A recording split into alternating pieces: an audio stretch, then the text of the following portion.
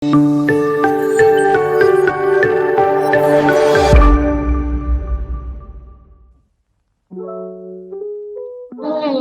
selamat pagi, selamat siang, selamat sore, dan selamat malam.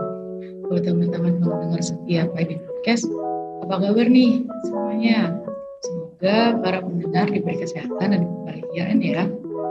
Berjumpa lagi dengan saya, Anastasia Nabila, yang akan menemani kalian di beberapa menit ke depan. Sebelumnya, buat yang baru pertama kali dengar Paimin Podcast itu apa sih? Paimin Podcast adalah podcastnya teknik perpipaan yang berisi persoalan perkuliahan yang dikemas secara santai sehingga dapat menemani kalian di setiap waktu di kala gabut Anda. Pasti udah gak sabar kan ya podcast kali ini bakal menyampaikan apa? Di podcast sebelumnya kita udah bahas tema-tema menarik seperti cerita lucu dari Mas Presbem, bincang santai dengan Mas Kaiman, dan masih banyak lagi. Nah, pada podcast kali ini, saya dan narasumber hari ini tuh bakal bahas persoalan tentang dunia per-OJT-an serta tantangan dalamnya. Mungkin dari teman-teman masih penasaran apa sih OJT itu, ngapain aja mereka di sana. Mungkin banyak lagi pertanyaan yang berseliweran di pikiran kita. Pada hari ini, saya akan ditemani narasumber yang keren dan kece nih. Narasumber kali ini tuh juga cantik banget loh teman-teman. Langsung aja ya, di sini udah ada hadir Mbak Aul nih. Beliau merupakan mahasiswa teknik perpipaan angkatan 19 yang memiliki pengalaman menarik yang akan disebut pada podcast kami. Selamat siang Mbak Aul. Halo, selamat siang. Gimana nih Mbak kabarnya? Baik. Kalau dibilang kece sih enggak ya, jangan berlebihan. Enggak apa-apa sih, tapi emang kece sih Mbak, keren banget gayanya. Mbak Aul lagi OJT di mana Mbak? Boleh tahu? Ya, ini alhamdulillah kok lagi OJT di Solo, tepatnya di Pembangkit Listrik Tenaga Sampah. Seru nggak di situ Mbak?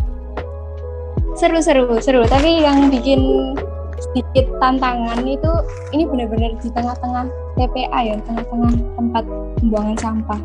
Jadi ya lumayan baunya. Apalagi kalau siang. Ini siang-siang nih bau yang agak gimana gitu ya, bukan agak lagi. Ini Mbak, jadi untuk kali ini aku bakal tanya-tanya nih ke Mbak Aul. Mbak Aul bisa jelasin apa sih OJT itu, terus ngapain aja gitu. Kalau boleh tahu OJT itu apa sih Mbak? Mungkin teman-teman yang lain belum ada yang tahu. Ya, OJT dari kepanjangannya aja on the job training, udah mewakili ya.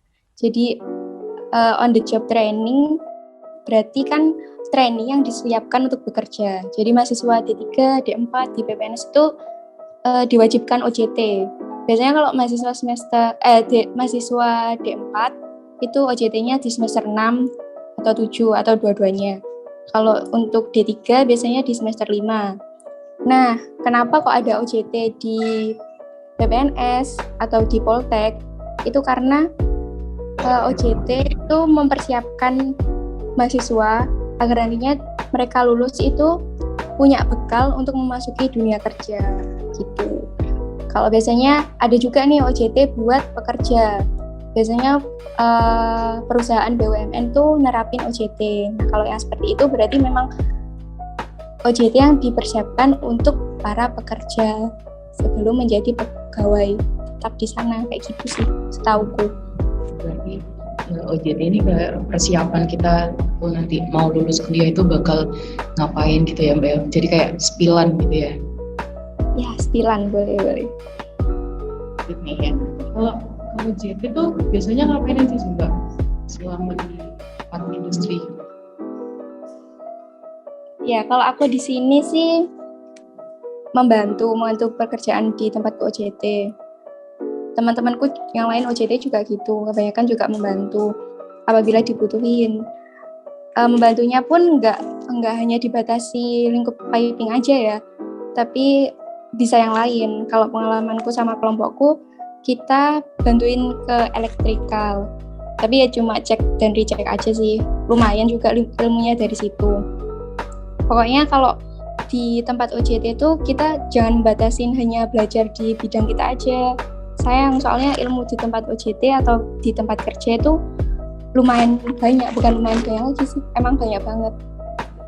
Jadi kalau waktu OJT itu kita harusnya nge-explore ya Mbak ya, nggak cuma di bidang piping doang ya. Jadi bakal dapat lebih banyak ilmunya gitu ya. Iya, toh kita juga nanti lulus nggak tahu kan, namanya takdir masa depan kita nggak tahu kerjanya mau di mana, mau seperti apa.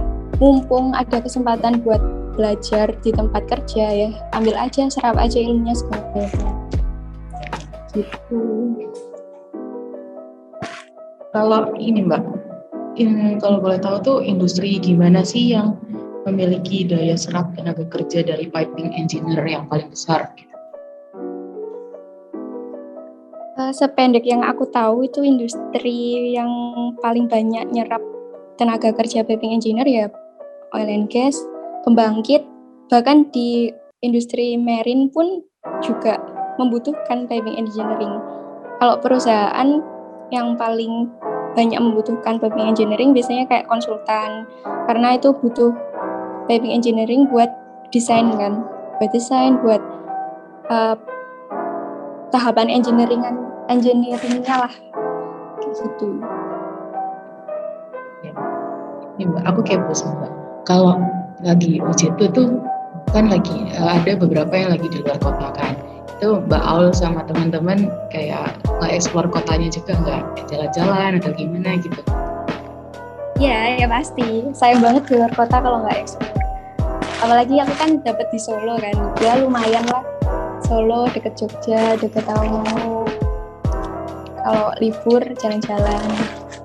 OJT itu nggak cuma buat cari ilmu aja sih, nggak cuma buat belajar sepaneng gitu, nggak, ya nyantai-nyantai aja. Berarti biar nggak stres-stres banget ya OJT-nya, jadi di sama liburan. Betul sekali, no stress. Terus Mbak, kalau mau OJT tuh biasanya yang disiapin apa aja sih Mbak? OJT yang perlu dipersiapkan. Yang pertama, kalau secara teknis kamu harus nyiapin proposal sama surat pengantar direksi. Nah itu mungkin mendekati OJT nanti akan dibahas lagi ya sama Pak Peggy, gimana soal proposalnya, surat pengantar direksi. Kalau misalnya nih angkatanku sama angkatanmu tuh masih sama kurikulumnya, proposalnya bisa jadi sama, nggak jauh beda. Tapi kalau aku dulu kan sama angkatan yang atasku 2018 itu kan udah beda kurikulumnya. Jadi ya sedikit berbeda juga. Karena di proposal itu kita perlu nyantumin capaian pembelajarannya kita. Jadi kalau kita OJT itu nggak cuma OJT datang gitu aja, tapi punya target mau belajar apa. Terus target buat kampus itu kita itu harus dapat apa aja. Nah itu di proposal itu ada. Tuh. Pokoknya iya lanjut Mbak. Iya. Pokoknya masalah proposal surat pengantar direksi itu jangan sampai ngehambat kalian buat ngelakuin OJT. Biasanya di situ sih yang lama, ngurus surat pengantar direksi itu juga lumayan lama. Terus perhatikan juga industri yang mau kalian jadikan tempat OJT itu benar-benar buka kesempatan OJT atau magang nggak bagi mahasiswa di tempat perpipaan. Diestimasi juga butuh berapa lama perusahaan itu ngasih surat balasan kita. Biasanya 2 minggu, kalau lebih dari itu segera follow up. Terus kalian kalau cari tempat OJT jangan cuma satu, tapi bikin banyak cadangan. Misalnya kalau ada kenapa-kenapa bisa lari ke plan B, plan C, ke perusahaan yang lainnya. Terus kalau bisa manfaatin gitu ya, tapi nggak bisa dipungkiri juga kalau faktor orang dalam tuh mempengaruhi kita bisa masuk di perusahaan itu, memudahin kita agar proposalnya kita itu cepat di ACC, atau enggak kalau waktu OJT kita bisa mudah dapat pembimbing, misalnya bisa dibimbing oleh beliaunya itu. Terus desainnya juga lebih nyaman aja sih. Kalau mau dapetin kayak gitu biasanya dari alumni. Alumni kita baik-baik kok. Bahkan seneng kalau adik-adiknya LJT di tempatnya, insya Allah. Ya kan?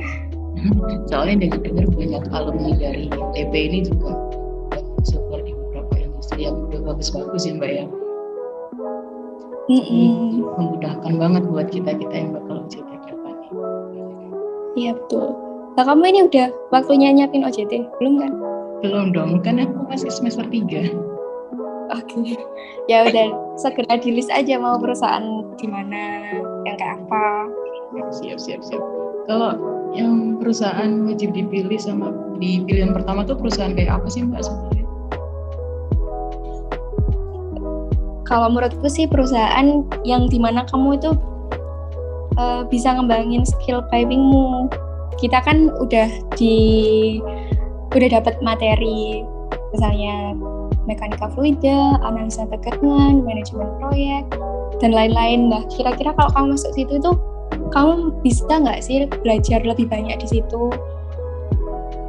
Bisa berkembang nggak sih ilmumu yang kamu dapat dari kampus untuk diterapin di tempat OJT itu, kamu pulang bisa dapat skill lebih meningkat nggak? Kira-kira begitu sih. Kalau misalnya di perusahaan konsultan, kamu kan belajar desain, analisa. Kalau di perusahaan EPC, kamu belajar Menpro. Jadi sebelum cari perusahaan, dibayangin dulu kira-kira di sana bisa nggak kamu dapat ilmu atau praktek langsung dari implementasi teori kampus gitu. Berarti sebelum kita ngelis perusahaan mana aja yang mau dipilih, kita harus cek and recheck dulu ya perusahaannya itu kayak gimana gitu ya Mbak. Ya, dan nggak harus kayak perusahaan yang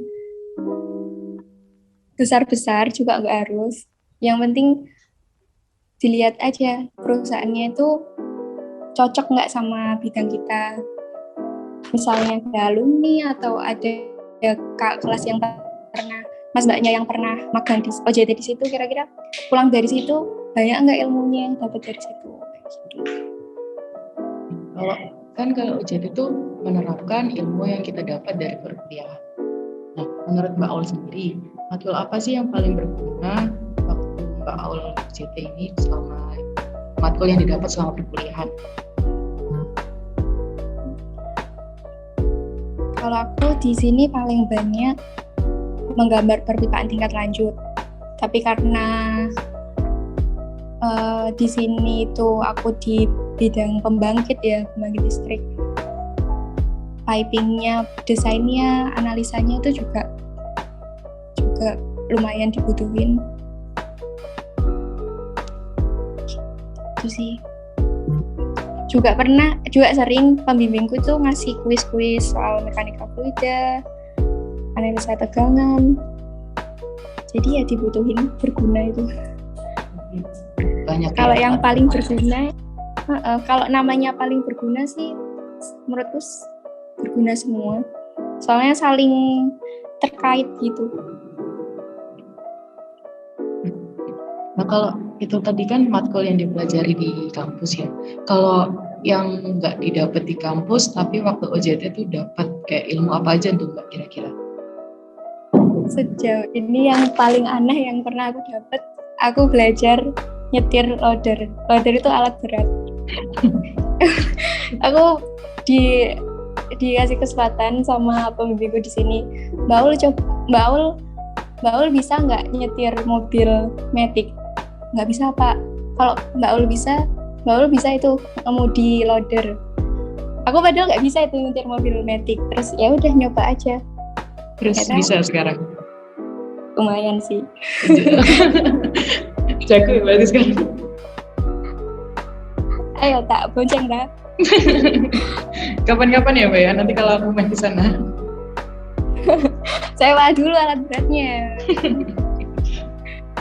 Oh iya Mbak, ini kan karena udah mau terakhir ya, mau selesai. Ini aku ada pertanyaan terakhir sih.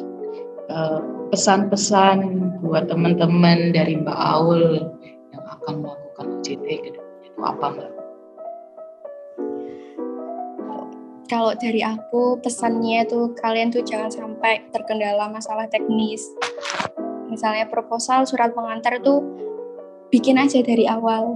Kalau udah ada pengumuman nanti OJT, udah ada apa itu urut tuh EJT ya kalau nggak salah, kalau dari prodi atau dari terus segera aja digasin kamu bikin proposal, siap-siap bikin proposal, siap-siap. Kalau dari sekarang lebih bagus lagi kalian ngelis perusahaan mana yang mau jadi tempat kalian UJT. Terus biasanya sih nyiapin kelompok UJT juga. Kalau itu tergantung kalian masing-masing ya, mau milih teman atau siapa aja bisa masuk dalam kelompok kalian, atau mungkin kalian mau OJT sendiri, individu, satu orang, ya itu tergantung kalian. Oke, terima kasih ya Mbak pesan-pesannya. Masih juga udah ngejawab pertanyaan. Mungkin dari teman-teman yang sebelumnya masih nggak tahu apa sih OJT itu, terus sekarang udah tahu dan mulai menyiapkan plan buat OJT ke depannya. Buat teman-teman gimana nih? Udah terjawab semua kan pertanyaannya? Apa masih ada yang belum terjawab nih? Mungkin ada yang udah buru-buru juga mau OJT. Sabar ya teman-teman, karena semua ada waktunya kok. Mungkin udah nggak terasa ya, waktu berjalan cepat banget. Untuk saat ini, punya saya dan Mbak Aul untuk pamit undur diri. Buat teman-teman pendengar Pipin Podcast, nantikan episode selanjutnya yang pastinya nggak akan kalah seru biasanya dari podcast kali ini. Saya Anastasia Nabila, izin pamit undur diri. Bye-bye, terima kasih. Terima kasih.